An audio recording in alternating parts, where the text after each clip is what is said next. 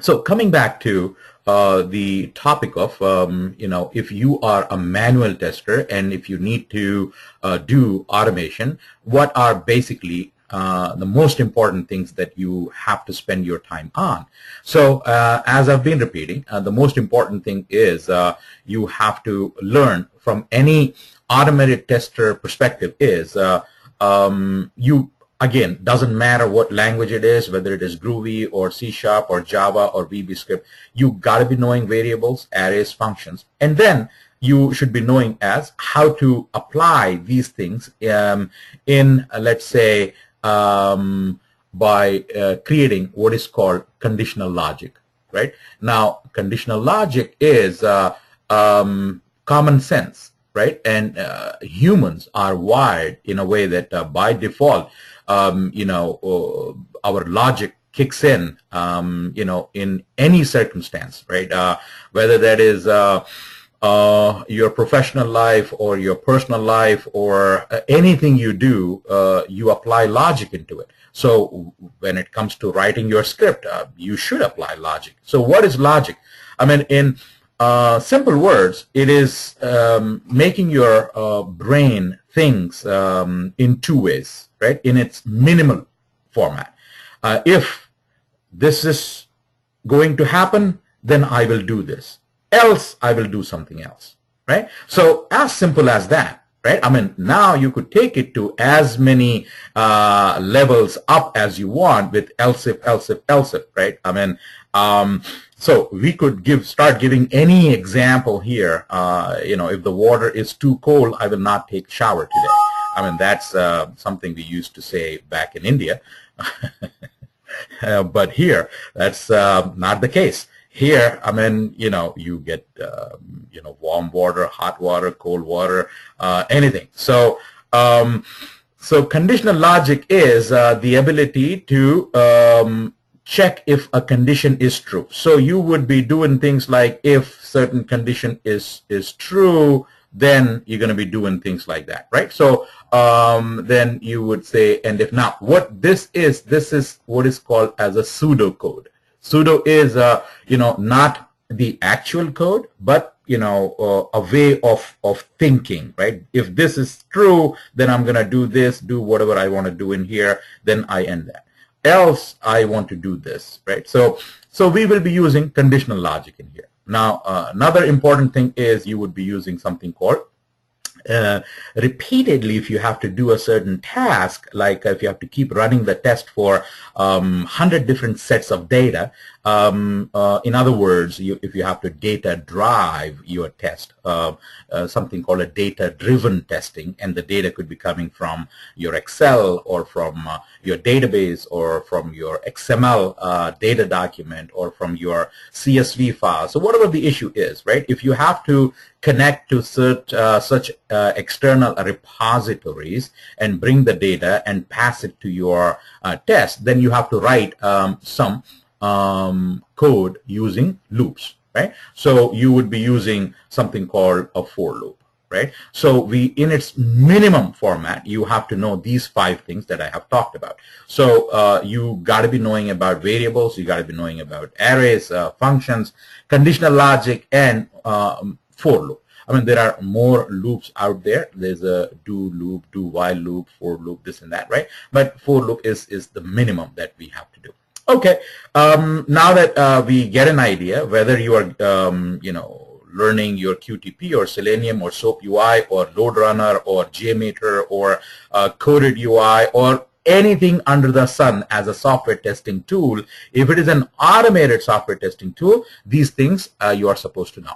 And as you don't sit in each and every car to learn to drive, meaning if you, let's say, if you have to get your driving license, you don't have to sit in your Mercedes or in your BMW or in your Acura or in your, Toyota or in your, you just take one car, you drive it, you learn how to drive, you go and get your license.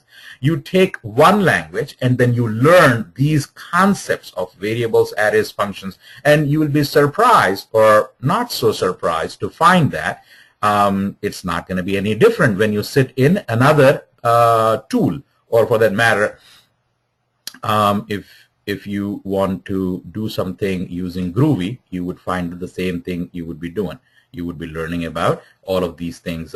If you were doing C#, you would be doing the same. So learning it once, learning it good, you could, sort of like take that knowledge and apply it in any other language. So the syntax is going to be slightly different, but the concepts pretty much remain the same. All right. So that will put the question to rest, as I'm not a programmer, will I be able to do it? Because if you are going to get into automation, you have to be knowing these things, and that is where we come in and we fill in the gap, rather, because you don't know these things, or you might already know these things, but let's go with the least common denominator, where I expect that you do not know these things, and that's what you would be paying me for, to be here for the next 4 weeks, and it's my job, it's my task to transfer the knowledge. I will make sure that I will give you in this knowledge in such a way that you should be able to take it and run with it. What I mean by that, it's not going to be reading from PowerPoint. I promise you, for good or bad, there will never be a single slide of PowerPoint in this course. Now, I don't believe in reading things from a PowerPoint. I mean, my dog can read that. I mean, not literally, but you know what I mean. I mean, anybody can read anything from a PowerPoint. My way of imparting this training is 100% hands-on, right? So that's what I guarantee you, 100% hands-on. And it's not just me doing. I will involve you to participate with 100% hands-on. How? There are going to be 8 sessions, right? Each session is going to be 2 hours long. There are going to be 8 sessions in this training. At the end of each session, each 2-hour session, at the end of each 2-hour session, I will give you an assignment. So 8 sessions, 8 assignments, or 8 labs, or 8 tasks, whatever you want to call it. Now, those 8 assignments will make you do everything hands-on, and the things that we're going to be doing in here is not trying to learn as how a butterfly is going to fly. Now, you would say probably is going to be more challenging to learn how a butterfly flies rather than doing Groovy. So I take your point, but at the same time, the objective here is we will not be doing anything that is not needed as a part of learning of SoapUI. So butterfly flying from one part to the other part of the garden is not necessarily our challenge. Our challenge is to learn anything and everything that will help us do what? Do web service testing. So we will be learning almost anything that is needed out of you. If you are on a project, they might ask you to do certain things. So you should be able to do everything with absolutely no fear, full confidence. You should be able to, take up your, project work and should be able to do it with ease, because I will make you go through these assignments. So 8 assignments, we expect you to participate, and we expect you to do that, and that's your 100% hands-on. Okay, now what are we going to be covering in those 8 assignments? I guess this is not the time to talk about it, because it might sound gibberish to you, because you don't know. If I say that, okay, we'll be doing mock services, we'll be doing C data, we'll be doing, so it's sort of like me boasting about it, because you're not ready for it, at least at this time. But as we progress in this course, you will be learning all of these things.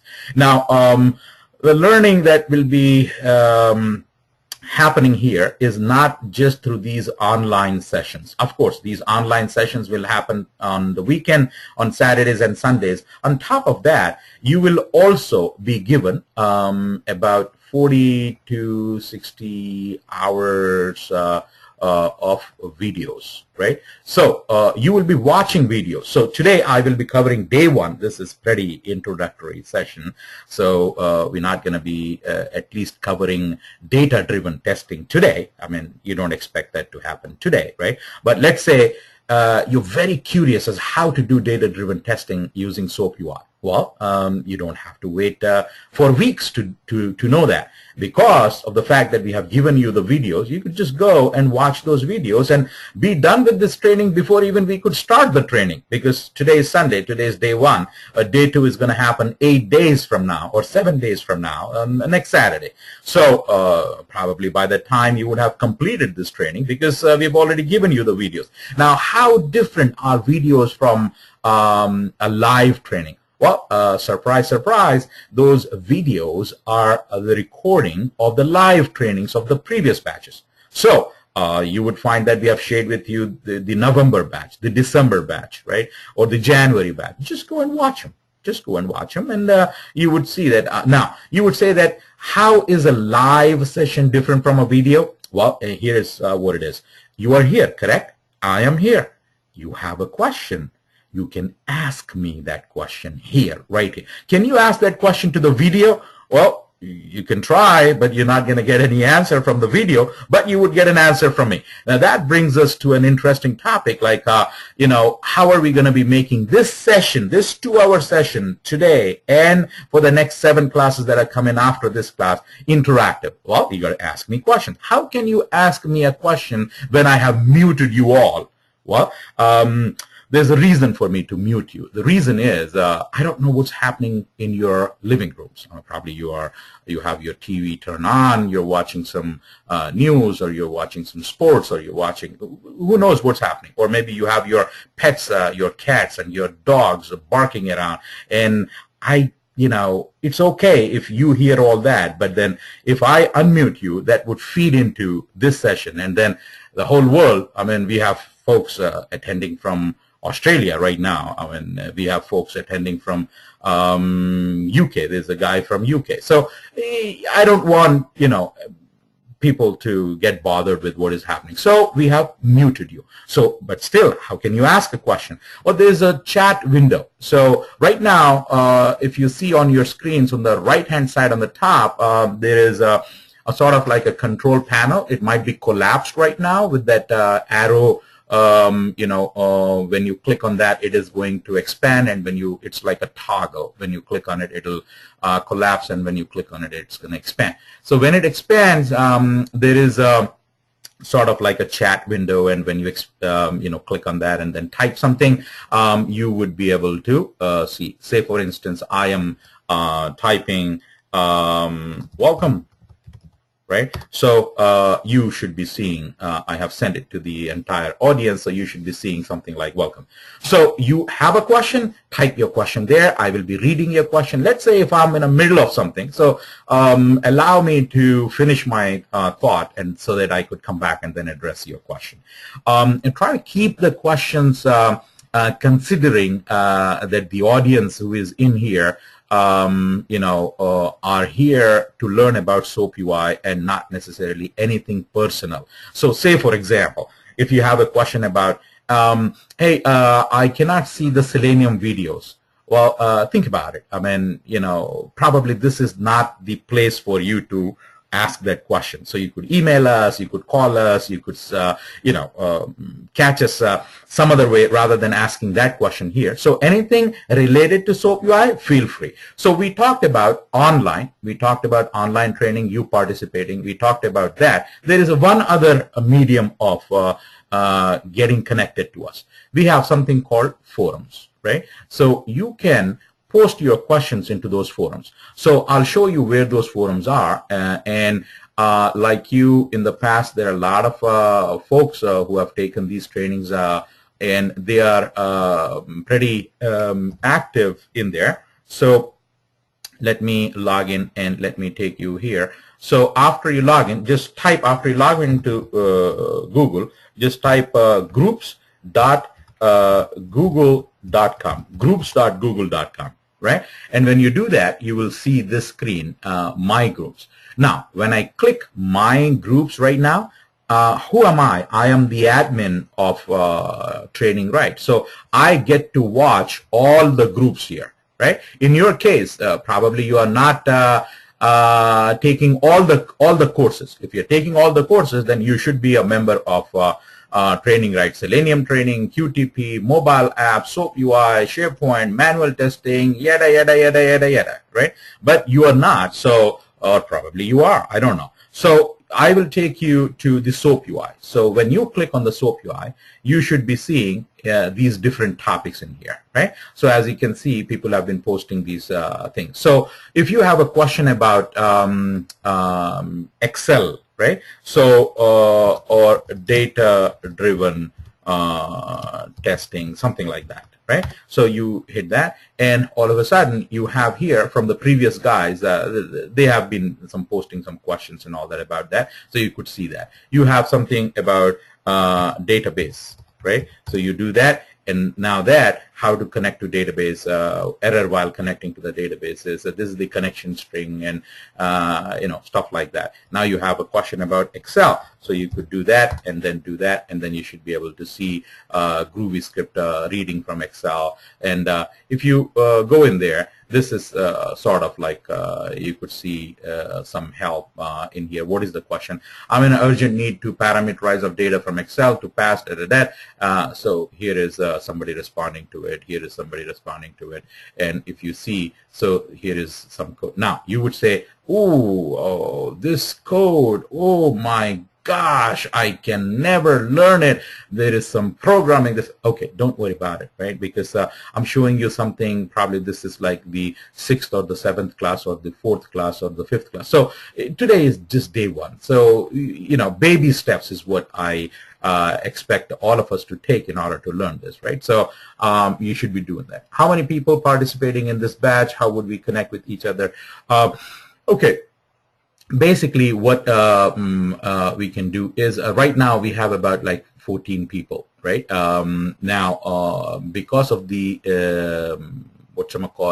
the change in the timings, today is Sunday here, but it's already Monday in Australia. It's a Monday afternoon in Australia. It's a Monday afternoon in New Zealand, and it's almost like getting into the evenings in say UK, and in sometimes people they attend, sometimes people they don't attend. So the best thing is you will get into these groups, and then you could converse there in that group. So you could say in here, I am a member of, like, there is something going on in here, group practice. In the previous batch, some guy, he was arranging that people would go and then do group studies. So there's a lot of things going on in there. They're talking about it. So you could do the same offline. You could do that. So you could post your topic, say that I am in the February of 2015 batch, and I have this issue, I have this problem, can you help? Or I can help if somebody needs anything. So that's sort of like take it offline and create your own group if you want to. Otherwise, this is the global group of Training Right SoapUI, wherein probably we have on an average of about like 3,000 to 4,000 students who have taken these courses in the past past 5 years since we have been doing this training. SoapUI is one of the hottest course, so you'll find a lot of people taking that course and stuff like that. Okay, so we address that you could be dealing online, you could be watching the videos, and then you could be participating in the forums, right? Of course, your assignments are your assignments that you have to submit. So at the tail end of every session, I will be giving you the assignment for that day. Like what are we supposed to do as a part of the assignment? So the first few assignments are going to be not that challenging because we're just sort of like introducing ourselves. So it's not going to be a huge challenge. But then as we progress further into this course, starting from day 4, things will start to become a little intense, a little bit challenging at that time. So your assignments will become challenging at that time. So the first day 1, day 2, day 3, and stuff like that, it's going to be easy stuff. I mean, the whole course is easy if you apply yourself, but if you're brand new to programming, then anything you do for the first time, it is going to be challenging, which is as easy as if you were learning to drive, or if you were learning to swim, if you were learning to cook. I mean, I don't pay much attention today if I have to make a famous dish from the Indian subcontinent menu. It is called biryani, right? So we have Western folks here. So this is what it is. So I do it with my eyes closed, right? I mean, I could make it, and you could literally lick your fingers off when you eat what I prepare. So I became good at it because I've been doing it for some time. But when I did it the first few times, nobody would even look at it because I would burn it. I would there would not be enough of, certain things, no enough salt, no enough, all stuff like that. But today I can call myself sort of like an expert when it comes to making that dish. Forget about making anything, how about driving? I mean, do you remember the first time you were sitting in that car? You were probably looking at the steering, your hands, your palms were like all sweaty, and then you don't know where the gear is, you don't know where the accelerator is, you don't know where. So you were like, all crazy at that time, all nervous. But today, you just take it for granted. You just sit in there and then you drive. Do you look at your brakes today? Really? I mean, seriously, tell me. I mean, do you look at where your gear is? I mean, your hand goes there because it's practice. Your mind is tuned to it. The same is going to happen, with your Groovy once you start learning it. So Rome was not built in a day. So don't expect that you would be good with these things, right away. I mean, but I can assure you, it's like a handshake. It's like a friendship you and I we're going to have for the next 4 weeks. If you extend your hand, if you want to be, good, like a nice, good friend, no, you would say, oh, State Farm is here. That's that commercial, right? So no, we're not talking about State Farm. We're talking about you becoming a friend in terms of, following what I tell you to do. Do what I tell you to do, please, which is important thing is do your assignments. If you do your assignments, you will learn a lot. In this video, attending here and then watching this video or watching this session, it'll give you a good feeling. But the real confidence will come in if you, put your hands on and then try to do it your own self. All right. Okay. With that said, let's get started, and let's go and do some SoapUI, web service testing using the SoapUI. Now, before I get into things like that, let me ask if you have any questions. If you have any questions, why don't we talk, right? I mean, today it's more like getting to know one another. So, if you have any questions, if you want to talk to me about anything, it's fine. Anything is fine today on day one. You can talk to me anything. So if you want to talk, I will unmute you. You can click on that palm like an icon next, somewhere on your screen, and then that will lit my screen up, right next to your name, and I would know that you need attention, and I would unmute you, and you could talk to me, or else you could, type in. I could not get access of recorded video of previous sessions of SoapUI. Okay, I will take care of that. I will make sure that I will do that, Dwight. I'll do that. After this session, we will give you the access. Okay, now let's get going since you don't have any questions, so let me get started. Okay, now basically SoapUI is a tool, right? You have tools, QTP is a tool to do automation testing, and Selenium is a tool. SoapUI is also a tool.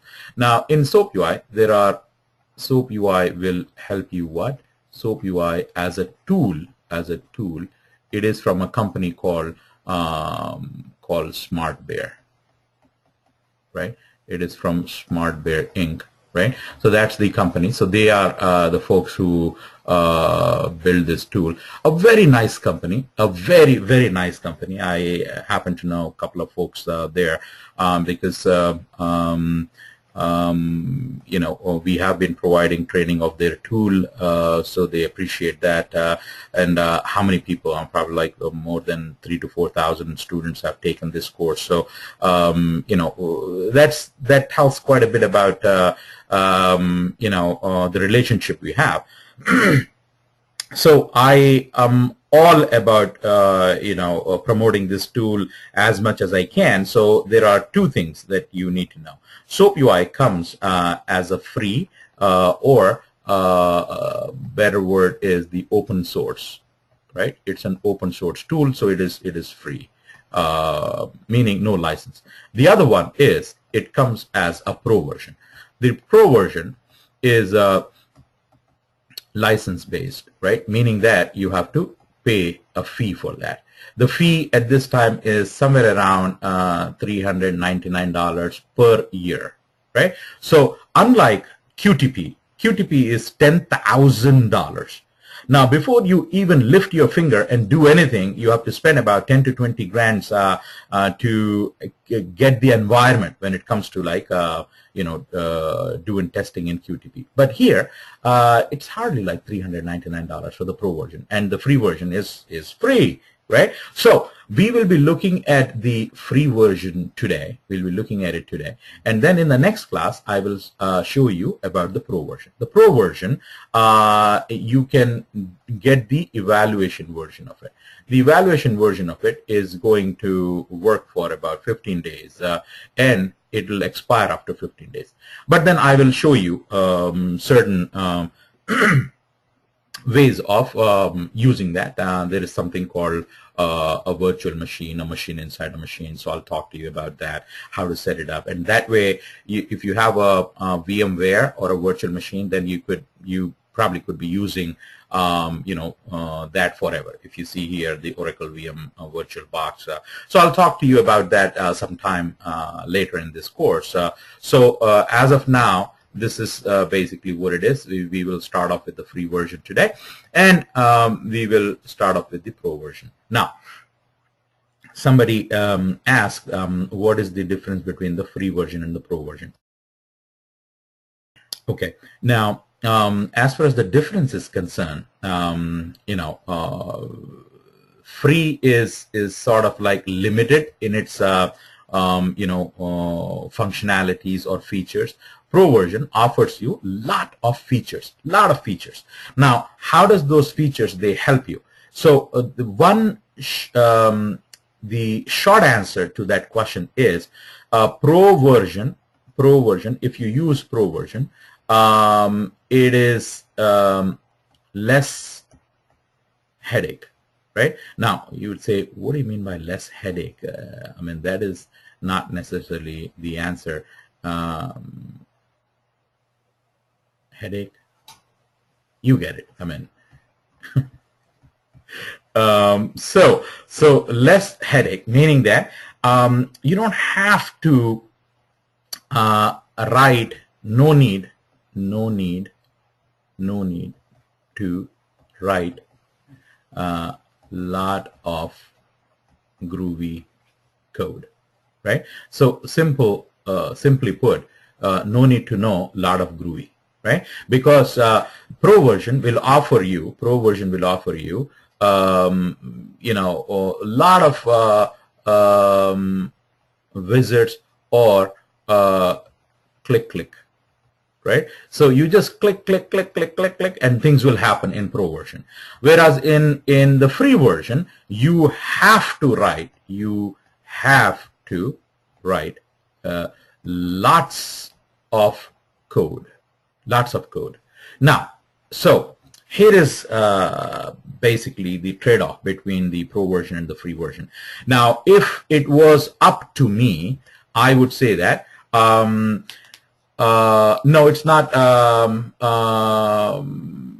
Narottam, the Pro version is for seat license. It's for seat license, not for the company-wide. It is for the seat license. So one license, one machine is $399. Now, again, if you ask for my suggestion, only because I have some authority only after using this tool for a little over 5 years, I can make this statement that if money is not an issue, if $399 is not an issue, you should blindly go with the Pro version, right? You should there is no reason in the world that could convince me not to buy the Pro version. I will buy the Pro version. Why? Because it saves me huge amount of time. It saves me significant amount of time. So it will be like penny wise and pound foolish if you try to save money by going with the free version, and you have contractors or if you have employees who will be paid overtime to do work because you don't want to buy a license. I mean, 1 hour or 2 hours of time that you spend in the Pro version will pay off for everything that you would be doing without a Pro version, because of the amount of code that you have to write. And even though you know coding, you are good at it, but still the time that you would be spending to do that. Whereas, why would you not click, click, click, click, click, and then make things happen? But again, company-wide now, if you have, let's say if you have 10 testers, right? I mean, I have not necessarily in my professional life of 19 years now, I have not seen 10 automated SoapUI testers. That I have not seen together. I mean, that I have not seen, and I have about 19 years of experience. So the maximum I saw were like we were working for a huge airline, and there were like 6 SoapUI guys, right? That was like a big team that we had. I mean, there were more testers. There were like 15 testers, but some other testers were doing like a manual testing, but maximum number of testers. So if you're talking about a company-wide license, unless, you are totally dedicated to web service, the whole company is about web service, I would say maybe 8 to 10 license tops, that would still put you under $4,000 per year. Very good investment compared to going with the free, because you have to put in a lot of time to make anything simple happen there. All right. Okay. So where do I go and get this software, and how difficult it is to go and install the software? Well, we will go right now to that company, which is SoapUI.org. You could either Google or go straight here, SoapUI.org. All right. Okay. Now, as a marketing gimmick, they keep coming up with newer products. I mean, I don't really want to I don't want to put down what they are doing when it comes to coming up with this new products, because it's a sort of like putting a wrapper around the same product and then just trying to sort of perfume the pig. I mean, under the hood, it's the same thing, which is you are using the tool to do a web service testing. A couple of new features here and there, which probably would be like an overkill, and then you have a new version or a new product. So is it worth upgrading if you already have like a slightly older product? I would say no. So go with what they are offering it here. So if you scroll down here, there are the SoapUI and SoapUI NG Pro. All right. Okay. Let us today focus on SoapUI. So this is the free version. Now, take a look. They support different operating systems. You might have Linux, or you might have a Mac, or you might have a Windows. Right.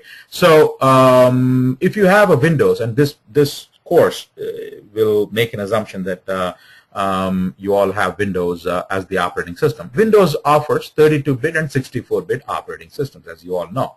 Right? So how would you find out if you have a 32-bit or a 64-bit operating system? So not that somebody told you and then you believe them. No, you got to know how to do that. So simple, couple of clicks, and then you would be much more knowledgeable about your own machine as what do you have. So the configuration of your machine can be found out by clicking on Start button and then go to Control Panel. So when you go to Control Panel, I have, these are large icons, right? So you probably might have like small icons because I do the trainings, I try to keep things on a bigger level. So here it is, the large icons. And you find from here, where is System? So right here is System. So when you click on that, as you see, this is about my system, right? So I want to boast a little bit about my system here, only because I want to show off a little bit. So allow me to show off a little bit. It's actually not a show off, but I'm just trying to say that I have a powerful machine. It runs on a Windows 7 Ultimate. Of course, Service Pack 1, and I have Intel 7 4700, 2.4 gigahertz, and I have a 16 gigs of RAM. And more importantly, this is the one that you should be paying attention to, 64-bit, right? Okay, so I have a 64-bit. Now, the reason I boasted a little bit about my powerful machine here is because I have to do stuff. We do so many trainings in here, and on top of that, I have the ability to run a system inside a system. So this is my host system, and if I go in here, this is one more system. So like that, I could literally run like 20 systems from this laptop. If you don't believe me, if you see here, that's a system 1, there's a system 2 is power off, there's a system sort of like system 3. This is for our Hadoop training that we are starting sometime soon. So now there's a need for me to do it. You don't have to have this powerful or such a strong system. So you could, even if you have 8 gigabytes, that's fine. Right? 4 is also good if you just want to do your SoapUI. Even 2 is good.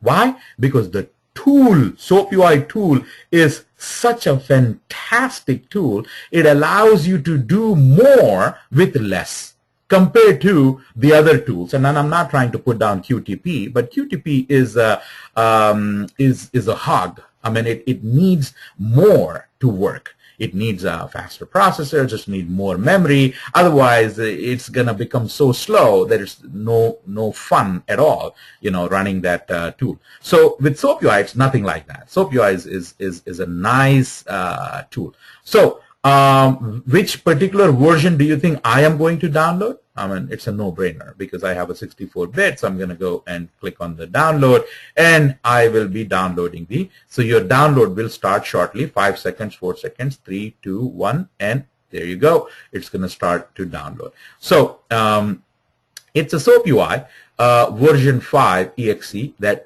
we will be downloading. So if I do that, it is going to take a couple of seconds to download. Fast forward, I have already downloaded it, and it is sitting on my machine. So what I would suggest is you all should make a folder on your C drive, call it whatever, but try to call it SoapUI, either SoapUI class, SoapUI training, whatever it is, right? Just do that. So that way we are consistent in the paths of where we have stored our files and stuff like that. So inside in here, now I want you to create these two, because they're not going to be there. So these two things I want you to create. I want you to create a workspaces plural, SoapUI _ workspaces, and SoapUI underscore projects, right? These two folders. You know, I love being organized, and I love, you know, to find things, even if you wake me up at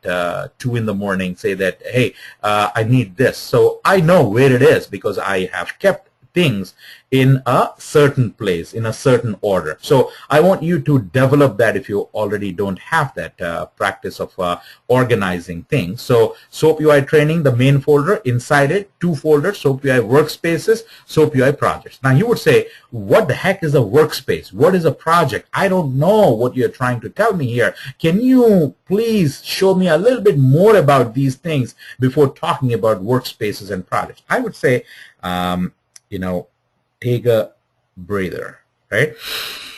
Breathe in, breathe out, right? Relax, because I am going to show you everything, right? You have hired me. I am at your service. I have to deliver, right? That's a contract between you and me. So when you went here and when you said, oh, I am going to pay you this $399, that's like, okay, you got me now.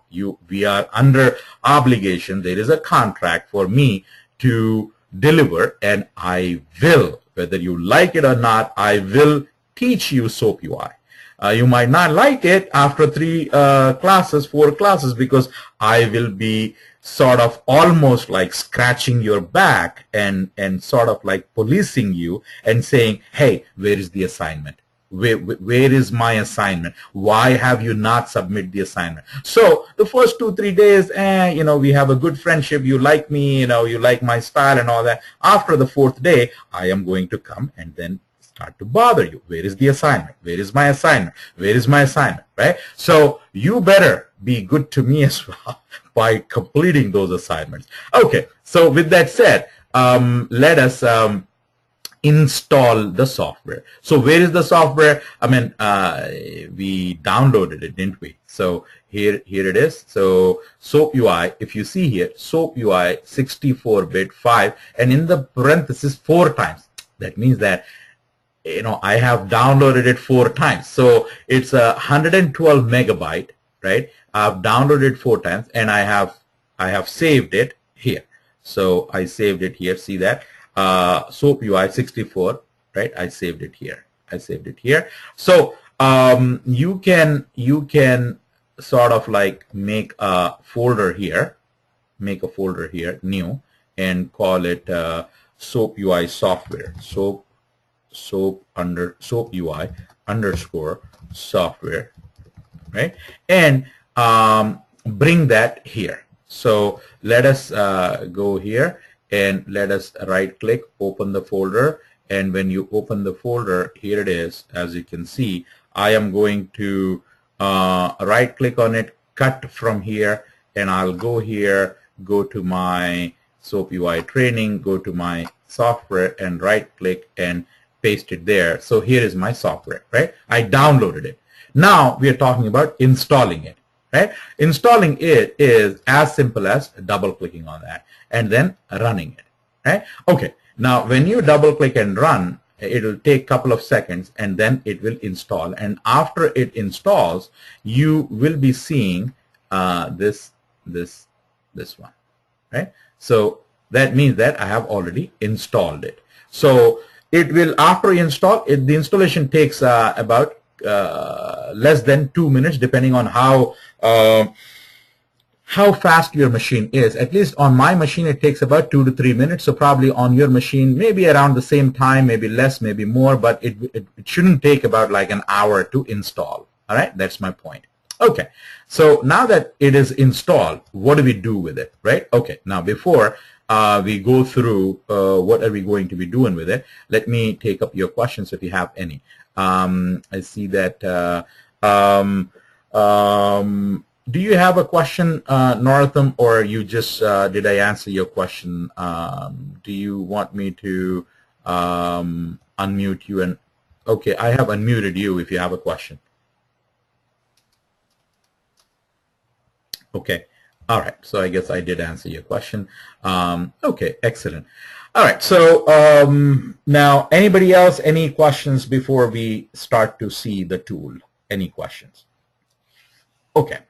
All right, so no questions. Well, that's a little bit scary because there are two reasons people, they don't ask a question, right? As far as I have learned, they don't ask the question because either one of the reasons is either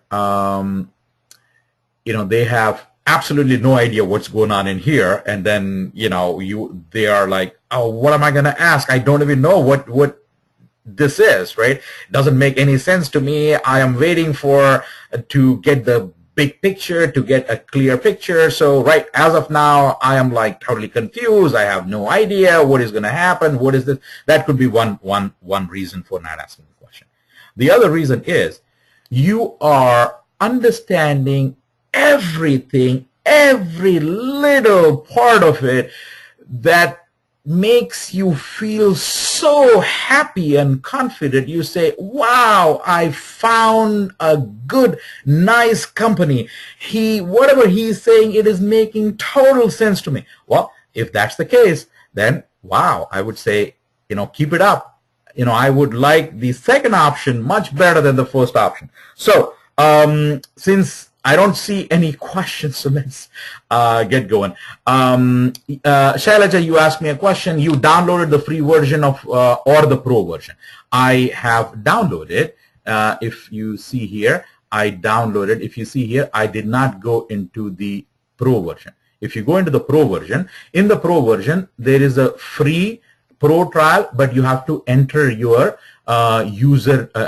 enter your email address and enter your details and all that. So hold on to it. I will not show you this because if you download it today, it will run out in 2 weeks. So I don't want you to download the pro version today, right? So download it next Saturday. That way we'll get 2 weeks. So we'll be able to do a lot of stuff in it. And down the road, I will show you, as I said, how to even extend it and make it work by showing you different environments where you could install it in a virtual box and things like that. So today, don't download that today.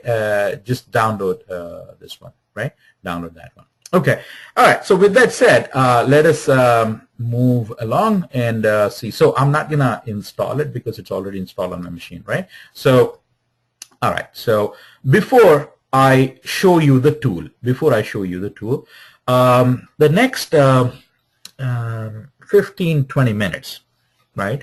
I have to spend some time, and then there is a reason I am doing this. For some of you folks, you're like, it might be a little bit uncomfortable for you that I'm doing this because you're like, oh, come on. I mean, I already know these things, and look at him. He's trying to kill the time and talking about these things. But just please bear with me for another 15-20 minutes because not everybody is on the same page. Some of the folks are sort of like new. So I got to be spending some time on the architecture. So it is important that you understand the architecture. So we will be spending some time, and I will try my best to keep it non-technical, right? It's as if I am explaining this to my youngest daughter, right? I will do it, and please don't get offended when I say that, like, oh, why is he treating me like a kid? No, the intention is not to offend you, but the intention here is on day one, sort of like an hour or two has just started. I want to keep it simple, but at the same time, I want you to be on board, meaning I want you to understand, where you are going to go in this course. I promise, starting from day 2 onwards, it's going to be pretty technical, right? Today, allow me to teach it as if I'm teaching a novice, even though you are not, but allow me to do that. Okay. Web service testing, right? Web service testing. All right. So what is it? What is a web service? What is a web service? So you would say, well, it's a web service. What is a web service? Well, it's a web service. Well, okay. We will come to a conclusion of what is a web service after I finish my, my little explanation. All right. Okay. I am here sitting in New Jersey, right? I am conducting this training from New Jersey, and I have a laptop, right? Okay. So let's start here. I want to connect to the world, right? I mean, I have the choice today in 2015, I have a choice of, and I have it, I'm not boasting about it, but I have a tablet. You would say, what's the big deal? I have 2. Sure, God bless you for having 2 or more, right? Why? Because these days it's what? Like almost like under $300-400. I mean, you could also get a tablet for $99. You might not want to have it, but so the point here is affordability, right? So we all can afford. So we all have multiple laptops, we have tablets, and we have smartphones. And bear with me with my drawing or whatever, right? Okay, so I have a laptop, I have a tablet, and I have a smartphone. Let me ask you a question. Can you book your vacation from your iPhone? From your smartphone? You might have Android. You get offended when I say iPhone because you're like, oh, I don't like Apple. I don't like Apple. So how dare you said I had an iPhone? Well, sorry, I apologize. You have a Android, Google Android phone, right? So you have a smartphone. So for the lack of the better word, so smartphone is what you have. So the question is, can you book your vacation on smartphone? Chances are, yes, maybe you're not too comfortable doing it, but can you do it? If they put a gun to your head, would you be able to book your vacation, or would you be able to book your car or your airline ticket or your hotel from your phone? Yeah, I could do that. Well, good. Okay, you could do it from here. Can you do it from your tablet? Absolutely. Can you do it from your laptop? Oh, yeah. Can you do it from your desktop? Sure. Right? Okay. So we have multiple devices, right, that can connect over the internet, right? Imagine this as the internet. So over the internet, you are connected now to the outside world. Depending on if you want to book a plane ticket, you might go to American Airlines. I mean, I have no affinity with these guys. I just use that as an example. It could be any fill-in-the-blank airlines that you want to buy your tickets from, right? So you could go to their website, right? If you're buying a car, or if you're buying a rental car or booking a rental car, you could go to your Avis, you could go to your Hertz, you could go to your National, you could whatever, right? You could go there. If you are booking a hotel, you could go to your Hilton hotel, you could do that. If you're paying your bill off your phone, you could go to ATT, you could go to Verizon, you could go to Sprint, you could. So you say, what is the point? What are you trying to do here? Why are you mentioning these things? Well, basically, what I'm trying to do here is you have different devices. You have different devices today going over the internet and accessing these services that are provided from different businesses. Right? Now, the business domain that we are going to be working in is not of significance here, right? I mean, if you are in healthcare, good for you. If you are in, transportation, travel, good for you. If you are in, let's say, telecom, good for you. If you are in finance, very good for you. If you are, it doesn't matter, right? So what I am going to teach you today, it is universal. It applies irrespective of what domain you have. Okay? All right. With that said, what happens is, the way you are accessing it is inside a browser here, right? You are accessing. So what are you accessing? You could be accessing a website, or you could be accessing, depending on what device you're using here, you could be accessing an app, right? So you might have seen Amazon app, right? And you also see the Amazon website. The difference is a little bit here and there, right? Maybe by the looks, or maybe the performance or stuff like that. Now, if we get into the technical details of what is the difference between a mobile website and a mobile app, then I would suggest you come and take our mobile testing course, because I will spend 2 hours explaining you the differences and all that. So here, it's not the place, it's not the time, it's not a part of our agenda. But I just want to draw the point to you is we will be basically looking at websites and apps depending on what device we are running it. So whether it is your website or whether it is your app, it will be showing you the plane ticket, or it will be showing you how much it's going to cost for one double bed in New York, Manhattan, right, in a Hilton hotel. So things like that it is. So irrespective of what site you go to, it is you are sending some information and you expect some information back, right? You send some information, you expect some information back. So in this case, these are all sort of like clients. These are all clients, and the place where you are going, they are all like servers, right? They're all like servers. Okay.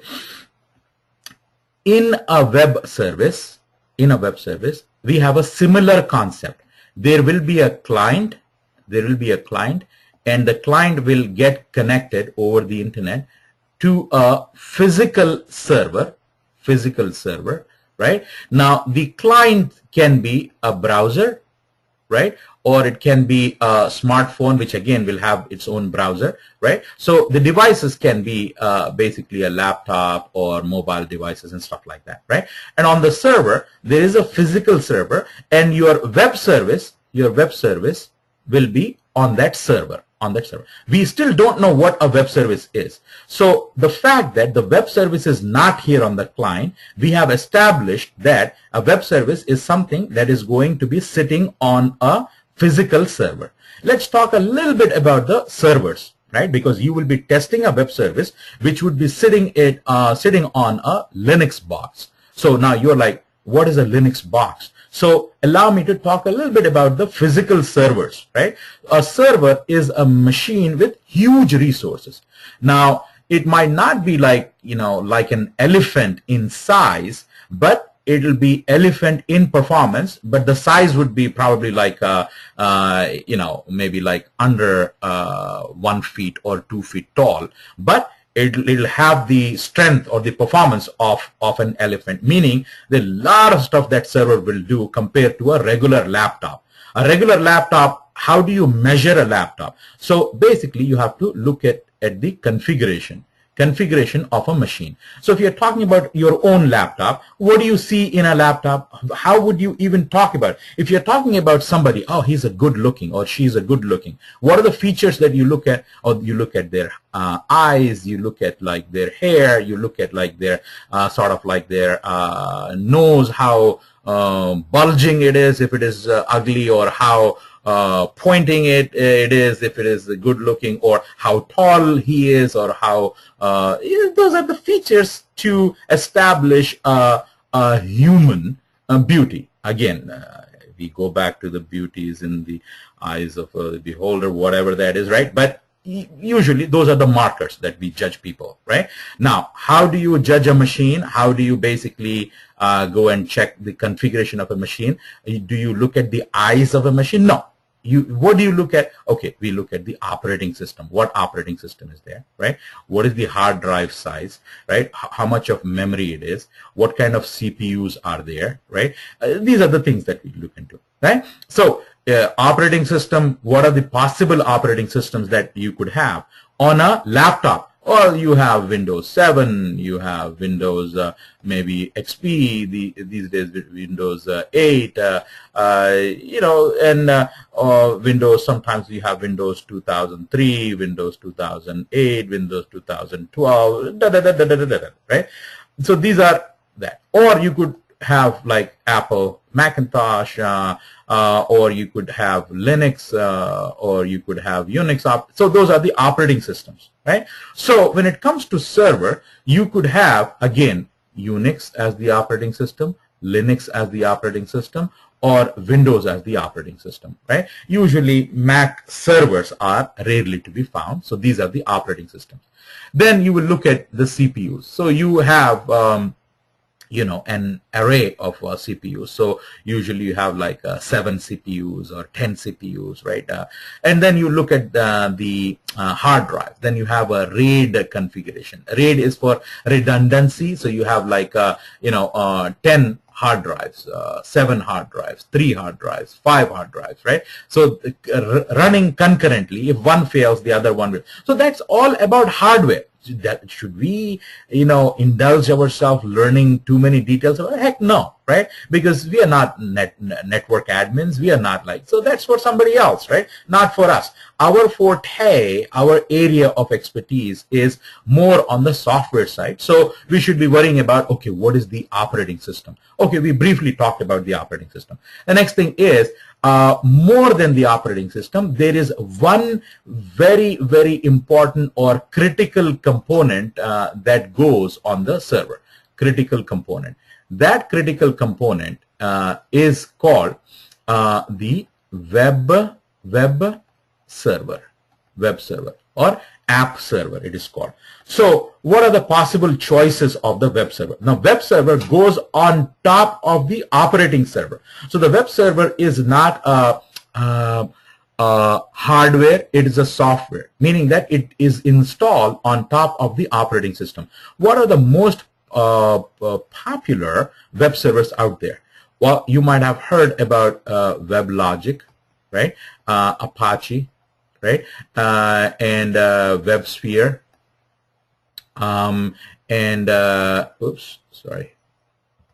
WebSphere, and then you have heard about JBoss, and then you heard about Tomcat, and you heard about IIS, Internet Information Server, and the list sort of like keeps going on, right? So this is the most critical component. Why? Because you have to have a web server to host what? To host a web service or a web services. If you have a web service will be some code written by who? A developer or a programmer. Now this code will be deployed on a server that will or must have a web server software to host it, right? Now, what good a web service, which is nothing but the code, is if it is sitting on a developer's machine.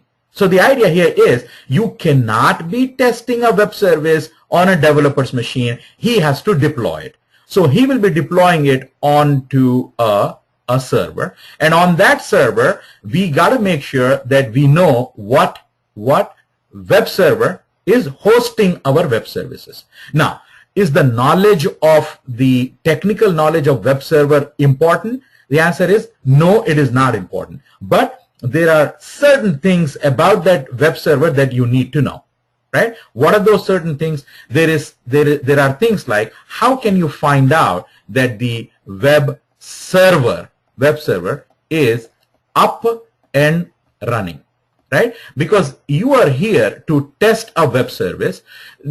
How can you test a web service when the web service itself is down?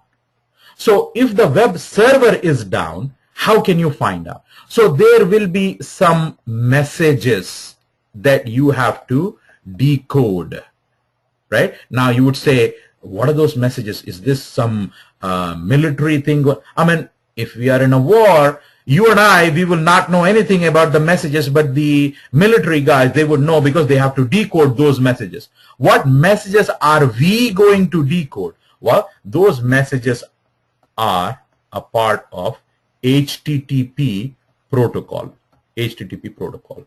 So if you are in military, they might have some things going on. They're tapping the messages. There is some, I mean, who knows? I mean, I had nobody in military. So what, I cannot even talk one sentence of it.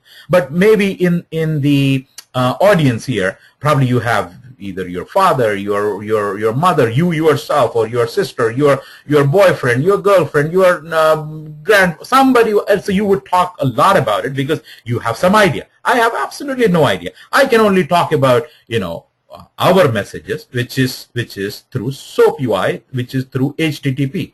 So now, if I know a code, right? If I know a code, which code? If I know 404. I know that means something.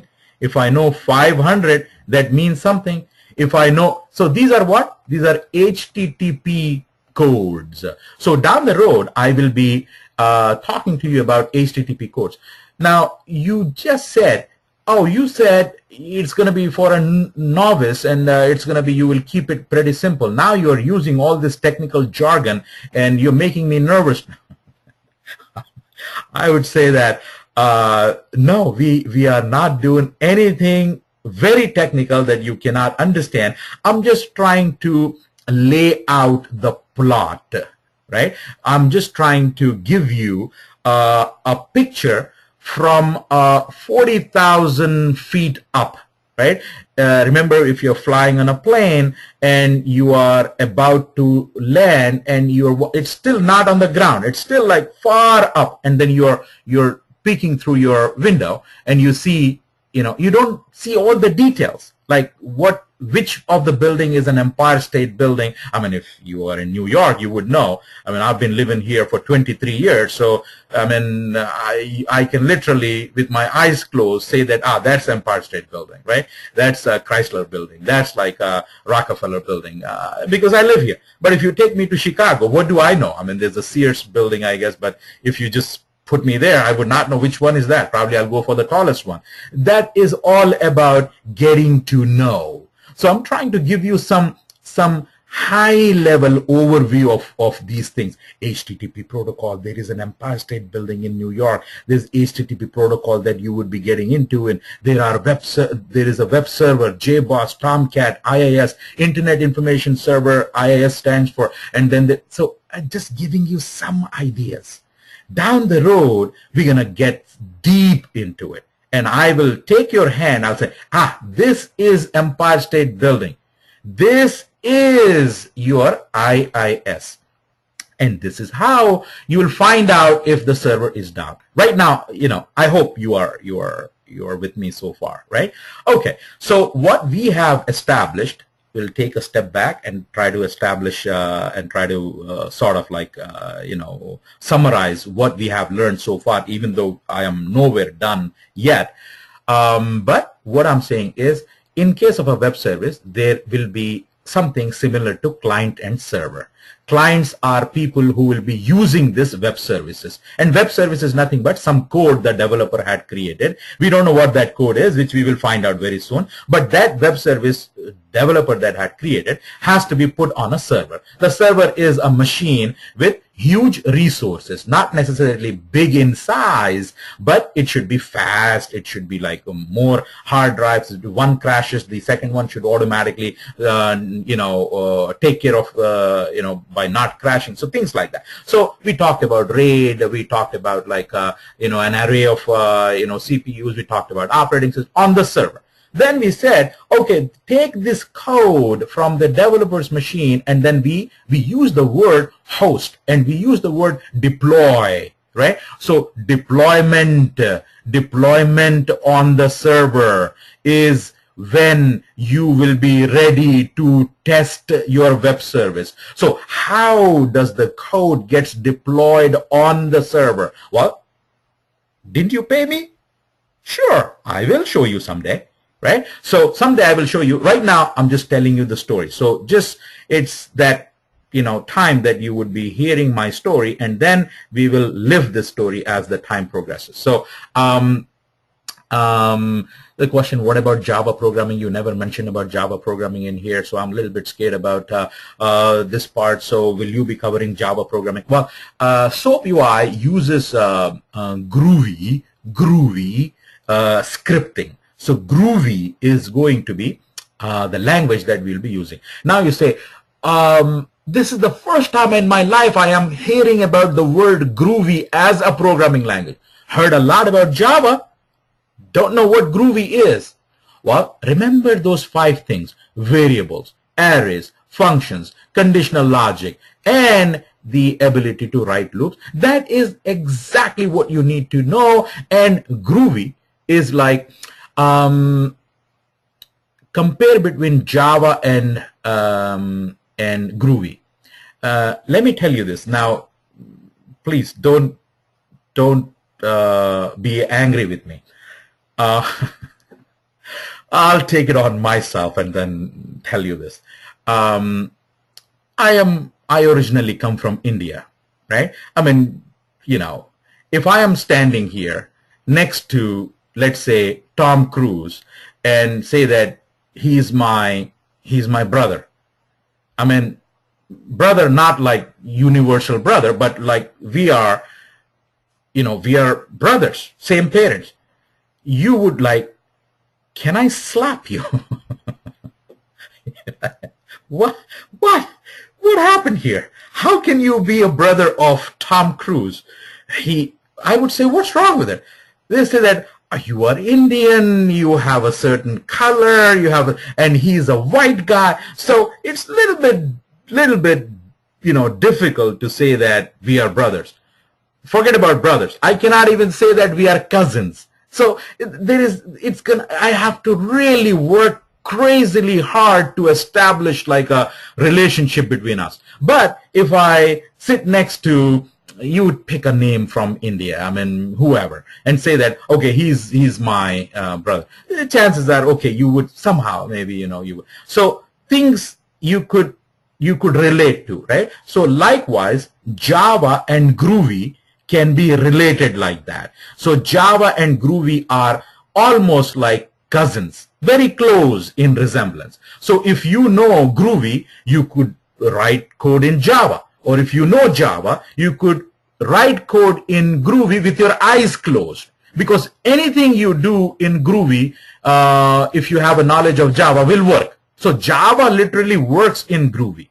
So if you have a knowledge of Java, you're done. You're done. You don't really need me, because Groovy is a cousin of Java. So almost everything we do in Java, we could get away doing that in Groovy as well. All right. So rather than learning Java, I'll be teaching you Groovy. But if you already have a knowledge of Java, then you are already a winner, because you could put that in the code and it'll compile. So coming back to what we were discussing, so web service will be on the server, and we need to basically run that. Okay, and check if that web service is working. Okay, now that you have some idea, not in detail, but you have some idea you have at this point, right? Now, with that, let us talk a little bit more about, particularly about web services. Okay, I have been employed by, let's say, why do I keep taking American Airlines? Let's say I am employed by US Airways. You would say, are they still in business? Yes, they are. I flew them, couple of weeks back. American Airlines have become, when I say American Airlines that originate from America, they have become stingy. They take my $400, and they don't even want to give me peanuts. They don't even want to give me pretzels. Come on. Come on. I go to my country, poor country it is. I mean, 80% people, they hardly make like $1 or $2 a day in my country, right?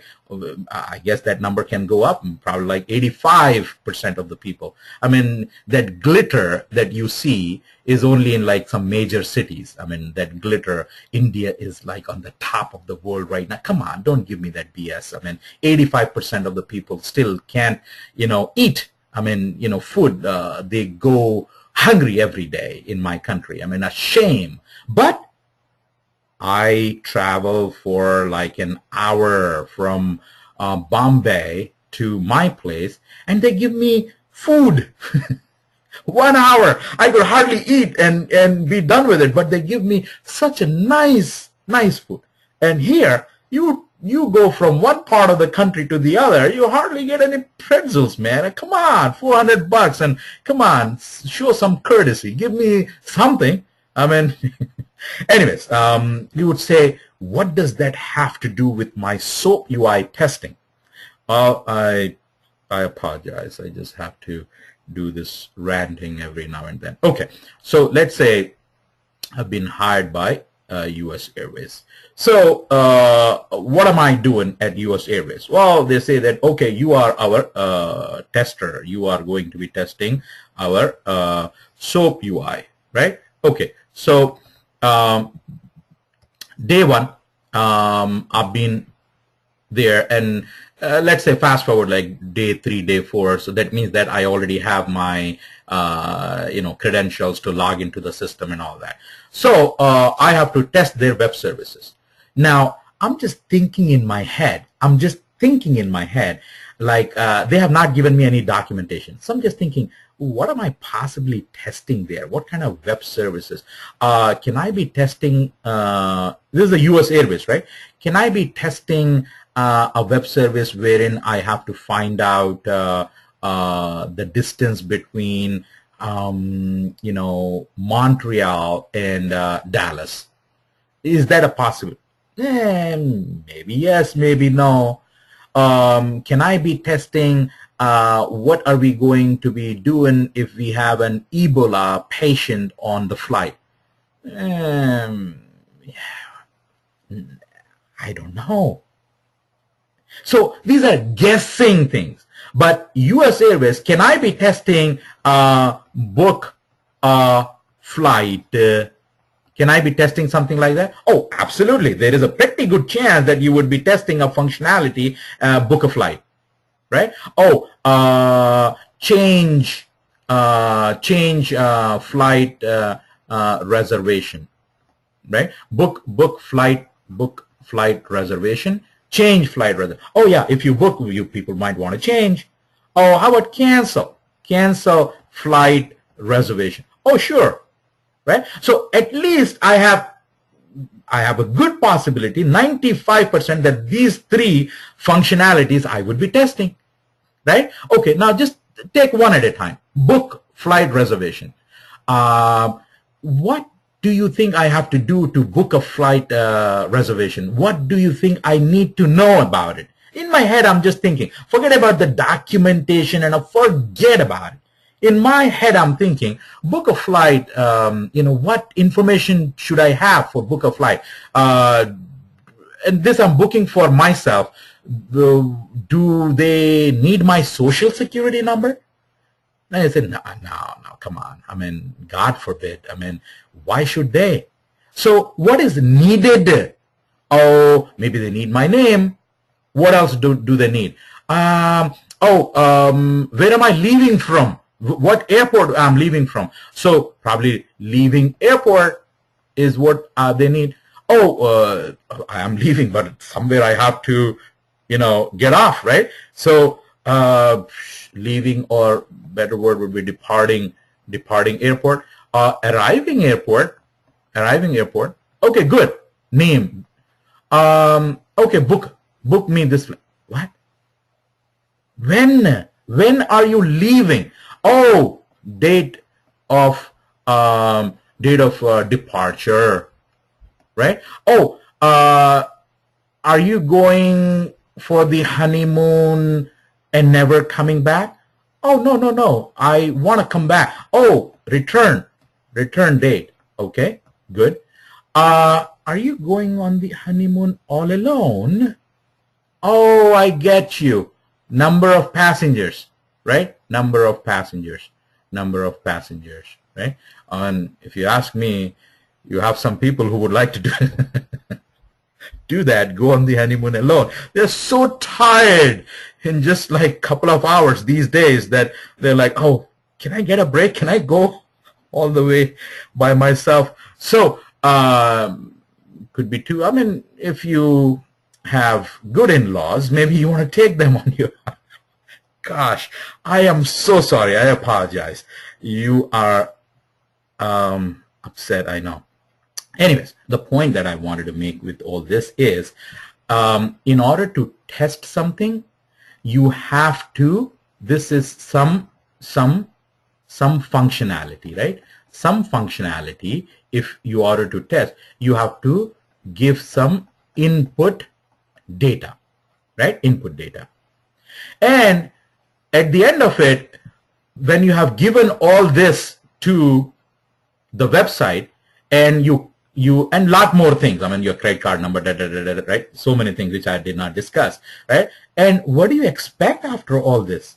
What do you expect? What is the expectation? If it is not giving you anything, what would go in your head? Oh, thieves.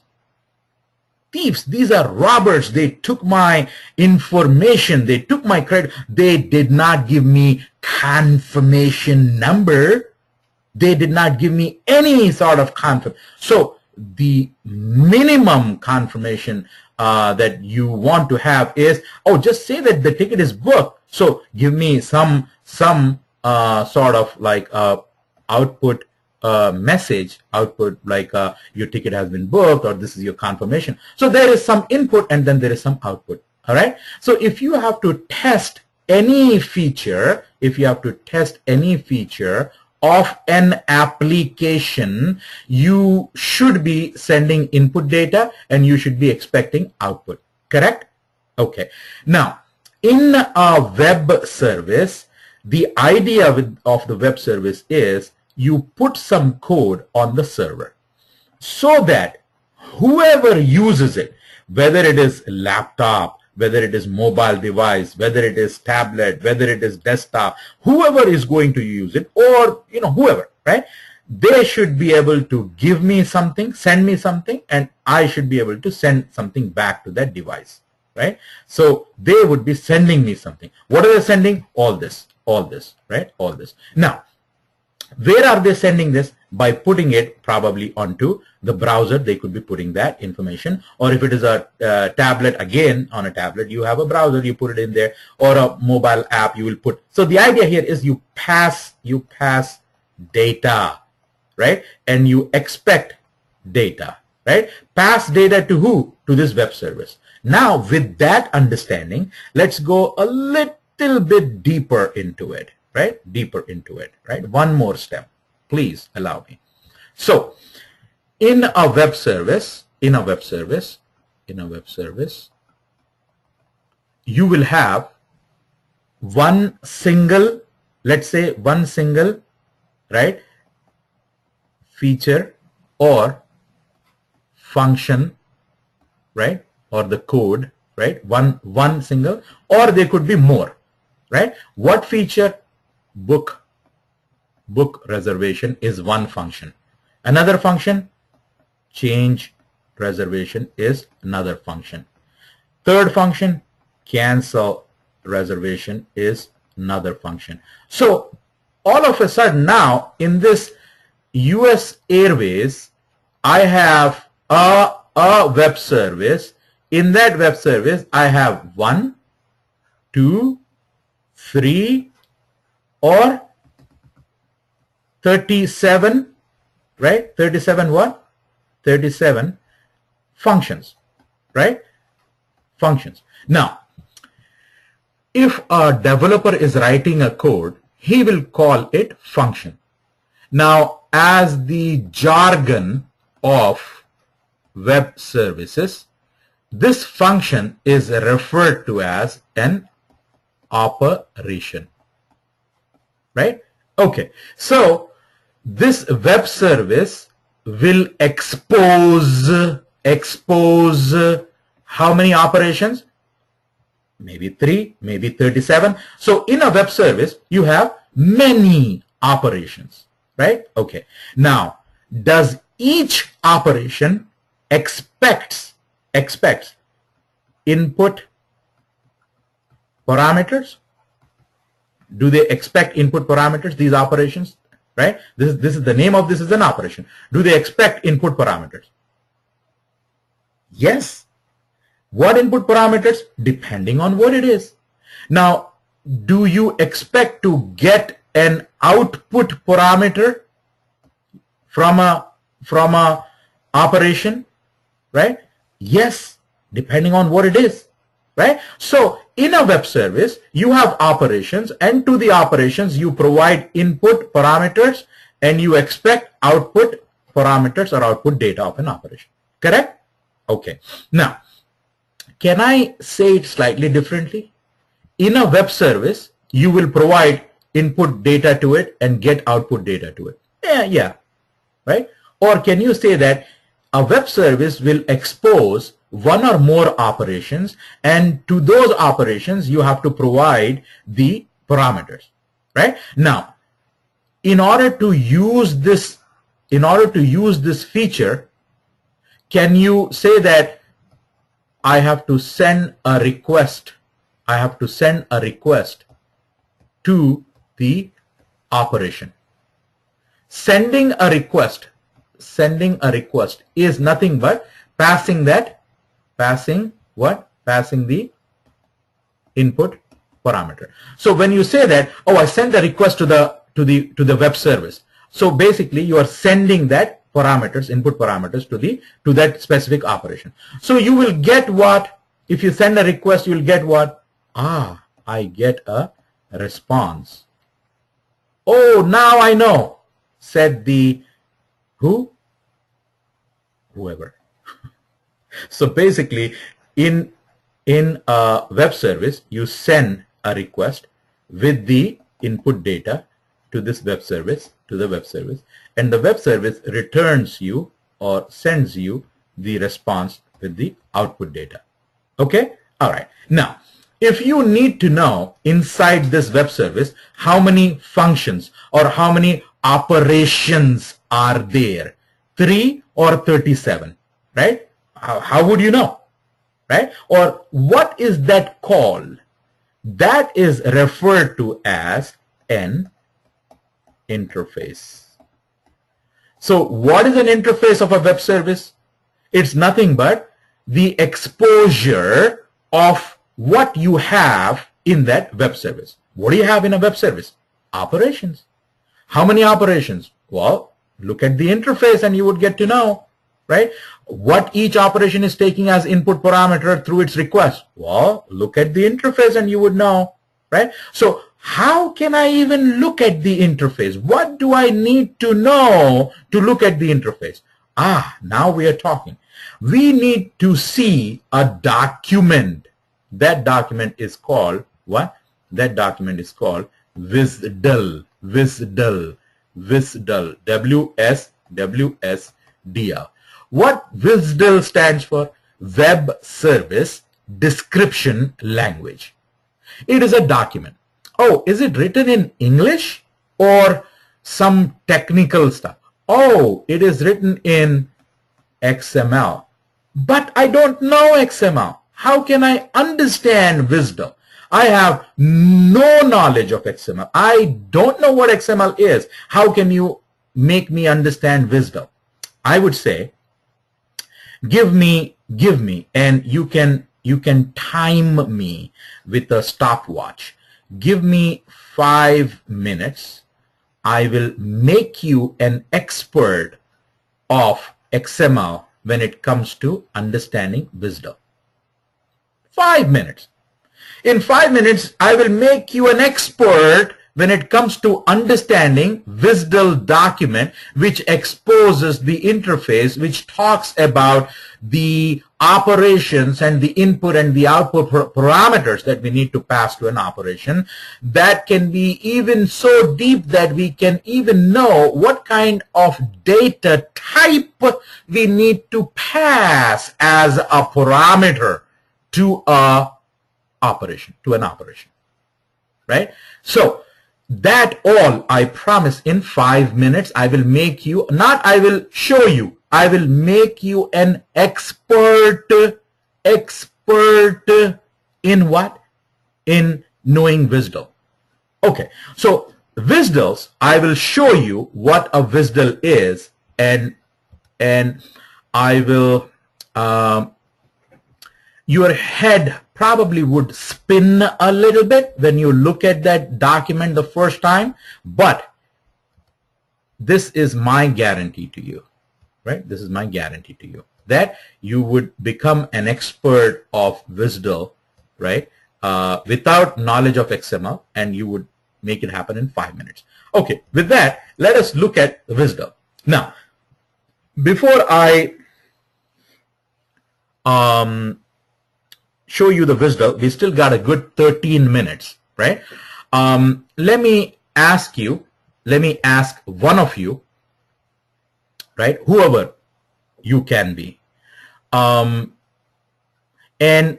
give me as much as you can in your talk. I don't need you to type it. Raise your hand and I will unmute you. Just talk to me and understand this. You are learning. You are not a master at it. The whole attempt that is being made right now is to find out how good I am in putting you to sleep. Are you sleeping right now, or are you awake? If you are awake, just say something however you have understood what a web service. If you could take a minute to 2, I would appreciate that. Rather than just saying 1 or 2 words, if you could put together this, not this, if you could put together, not even that, if you could put together that and that and that in your talk, by telling me what is your understanding of a web service, right? It could be 1-word answer, right? It is some code that programmer writes, or you could give me some details.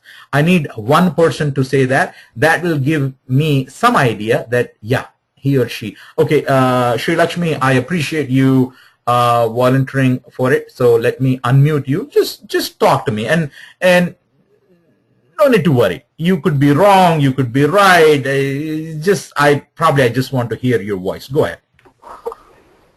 Talk. Hi, this is Sri Lakshmi. So here in web service, we have different clients. We send the request to the web server and get the response.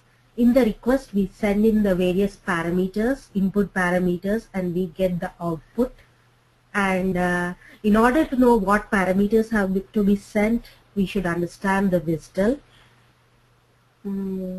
The web service exposes the interfaces and the operations, which in turn contain the operations, contain the requests and the response we get. And anything else I have to answer? Sri Lakshmi, I have to ask you this. You know, what is that you have which I don't have, because I took almost an hour and a half to tell all this, and you did it in like a minute. You should be here and I should be there. I mean, you have said it everything like in a minute, and I was trying to say the same thing, and I took almost like an hour and a half. So excellent job, fantastic job. Thank you so much for doing it, and I appreciate you participating. So excellent, and that's exactly what I wanted to hear. So thank you, and I appreciate that.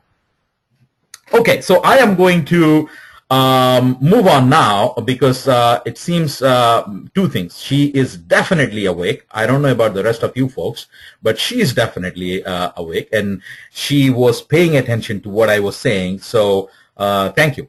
So let's move on. So in order for you to test a web service, the very first thing that you should be looking for is do we have a WSDL? Do we have a WSDL? Right? So WSDL, in the way you find out a WSDL, WSDL is nothing but the address, right? It will hold in it. Inside WSDL, you will find the following three things inside the WSDL, right?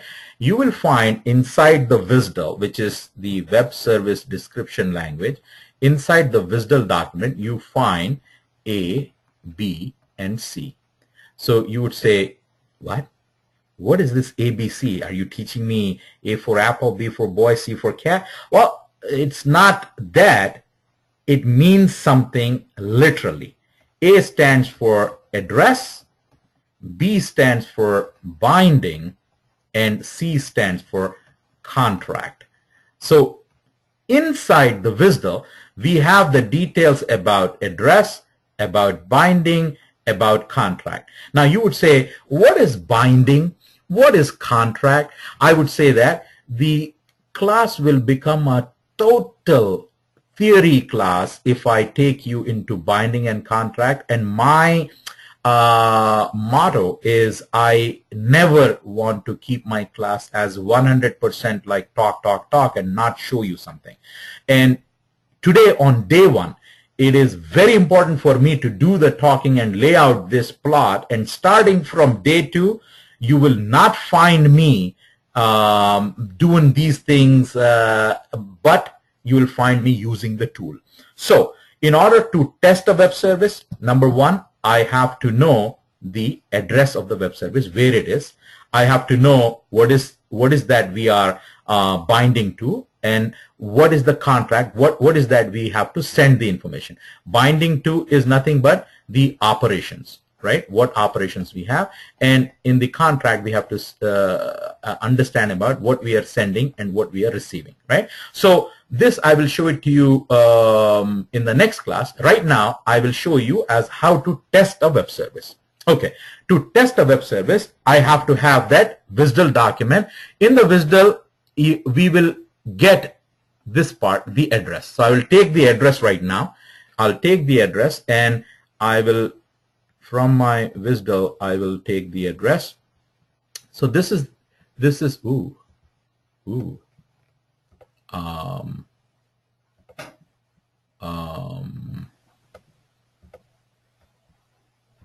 okay. So as you can see here, these are the different web services that we will be testing as a part of this course. We'll be testing different web services, right? So I'm going to start off, let's say, here. I'm going to start off here. I'll take this web service, address of that web service, and I will go and bring up my browser, and I will type that, and I will hit enter. Now, when you look at it, you're like, so you're like moaning and sort of like bitching and like, look at him, and how is he going to teach this, all this? I cannot even make any sense. And how is he going to teach me all this? He just do a lot of talking, and he says he will teach me that in 5 minutes. Next class, when you come here, right, I want you to come with your stopwatch, right, and I will challenge you that in 5 minutes you will become the master of this. Why? Because I have a trick. The trick is, now, is it too big now? Too big now? You say, no, it's just one line. Yeah, there is some tricks, there's some magic. I'm going to show you that magic that you could read and understand a WSDL document in less than 5. Why 5 minutes? Why 5 minutes? 2 minutes? 1 minute? Right? So now that's like a little bit of an exaggeration, 1 minute, but usually like 5 minutes we should be able to do it. All right? Okay, so let us test this web service without knowing what it is, but let us test this web service. I am giving you a little bit background of what we are doing. in any e-commerce application, I will take you to one of the applications here, trainingright.net/online. I mean, I could have taken you to Amazon.com, I could have taken you to eBay, I could have taken you to any e-commerce site, but you will never find a bug in those sites, right? And what are the chances that you will ever find a bug in eBay or Amazon? Nothing, right? So here I'll show you what basically it is. So we have this functionality. I'm searching for something. So let's say I'm searching for Panasonic, right? And I do that. So this is the search. So I got that. Now I will add an item. So this is the adding the item. This has some functionality in it. So if there is a discount, there's a total, and you will proceed to checkout. And here I am doing this part as a web service. I will be showing you this part of it, only this part of the testing.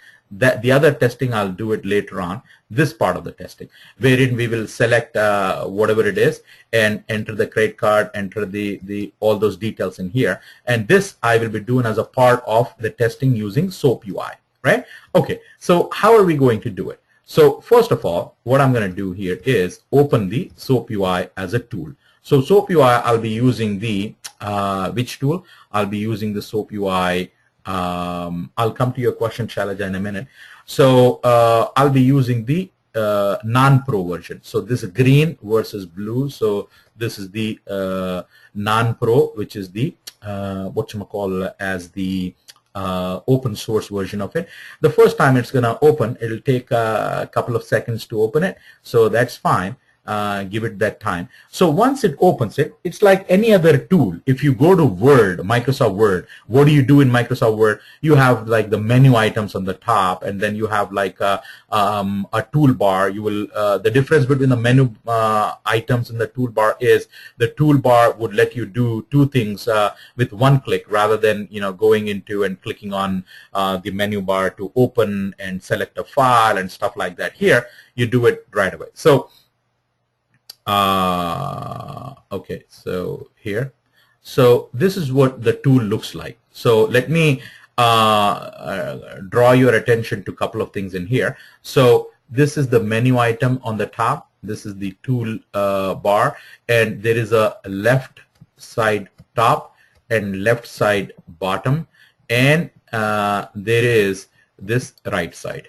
Right? This is the right side. So now what I'm going to do is I will very quickly go ahead and then test a web service. Okay. Now what I am going to do, we will be spending like a day or one session, 2-hour session, trying to take you into every little detail of what it is, but I'm going to give you a preview of that. So here is what is called the workspace. Right? And more explanation on workspaces and projects and everything in the next class, but here is the workspace. Now I will go open a file and I'll say create a new SOAP project. You don't know what SOAP is at this time, which is fine. It stands for Simple Object Access Protocol, and I will talk to you about it, what it is. Now the project name, I will say that e-commerce credit card testing. Right? And you have to put in here in the initial WSDL, you have to paste the path of it, and hit OK. Take everything as default and hit OK. Now watch what will happen when I hit OK.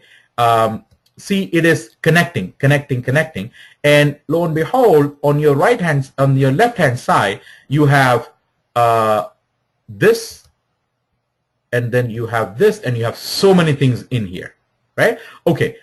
One thing that I will show you is when you click here and watch this on the bottom here, this will tell you what is that particular thing. So we are looking at right now, we are looking, even though it says project, but that's a workspace. If I click on that, that's a project. If I click on that, that's an interface. So what was our explanation of what an interface is? An interface, right? An interface does what? It exposes all the operations that are there in a web service, all the operations. So coming back in here, this is an interface, and if you look at it, it's in collapse mode. If you look at it, you are not seeing anything. If I expand, what does it expose? What does it show? It shows, click on that, what? Operation. It shows operation, operation, operation. US Airways, as I discussed, I said 1, 2, 3, and I said 37 operate. So this many operation inside this. How many operations inside this, right? 1, 2, 3, 4, so some operation. Let us take one operation at a time. Let us go into sale. How can I see the details of the sale operation? When you expand it, here is the request. And when you double click it, watch on the right side. When I double click it, on the right side, you see something here on the right side, right? I mean, too little for your eyes right now, but what you see here is something called a SOAP envelope. SOAP envelope, right? Okay, here is where we will stop. I will run one test without explaining much about it, right? And I will show you what is the result of it. This is the credit card number. This is the expiration month. Expiration month is 12. It is expiring in the year 2018, and the amount that I want to process is $399, right? And if I run it, what message do I get back? The message is, hey, sorry, the transaction was not approved, right? So input data, output data, request, this is the request, this is the response. You could hardly read it, response. Okay, the story begins here. The story begins here. All that I have told you so far was a trailer of the movie. The actual movie starts here. So welcome aboard. I wish you all a very happy Sunday, right? Enjoy the rest of the day. When you come back next Saturday, I will give you a complete understanding of how these web services they work, and we will start there. So I am actually done for the day now. Okay. What is the difference between the interfaces and resources? Resource is when it comes to a REST service. When it comes to REST service, there are two types of web services. There is something called a XML based when it comes to web services. Web service, right? There are two types. There is XML web service, and there is something called a RESTful web service. A second. There is a RESTful web service, right? So here are all your interfaces. Here are all your resources. I will not talk about this till we are on day 5. If you are in a rush, watch the videos and you will get to see on day 5 and day 6. There's a very good explanation of how to do REST service and resources and all that. Here are the interfaces. Okay, are we going to have these WSDL addresses for training? Absolutely. You should have all these WSDLs for training, and what we will do is you can have access if you go in here and search for WSDL, right? You should see some WSDLs here, right? So you should see some WSDLs there. If not, I will email you all the WSDLs, and you should WSDL links. Here is the WSDL links, right? Type WSDL links and you should see all the WSDL links. So these are the WSDL links, right? Okay. All right. So let me see. Every week you will send the GoToWebinar link, or we can use today's link. No, every week we will be sending you a new link every week. Who will write the WSDL? Testers will write the WSDL, or developers? No, testers will be given the WSDL. Developers will create the WSDL. Can we write the WSDL from scratch? You don't have to write anything. You will be given the document and you will be checking the document. Again, you can watch the videos between now and the next class. Otherwise, I will teach you everything in the next class. Okay, so that's about it. Okay, thank you. The video will be uploaded in a couple of minutes. If you have not registered, this is a very good time. Please go to our website and you could register by going and looking at this course, SoapUI. You could register there. Better, we have, I think, a very good deal that's going on. Buy two and get one free, 3 courses for $7.99. So rather than paying $400 for this one course, you could pay $7.99 and get 3 courses. And some of the courses are pretty expensive courses, like say, as an example, this is a $500 course. As you can see, this is a $500 course, and you could, so you're getting for $7.99 3 courses, so that would be a good option. But for those of you who are already registered, that's fine. You could also get the access to the videos for 30 days of any course. The $500 course, you could get it for $99, but then you have to pay some activation fee for the first month and all that. All right, so that's about it. I'll let you go. Have fun, enjoy, and I'll see you back next Saturday. We will be changing the time. The class is going to start 1 p.m. in the afternoon. Yeah, I'll give you the access to the videos. Okay, have a good one.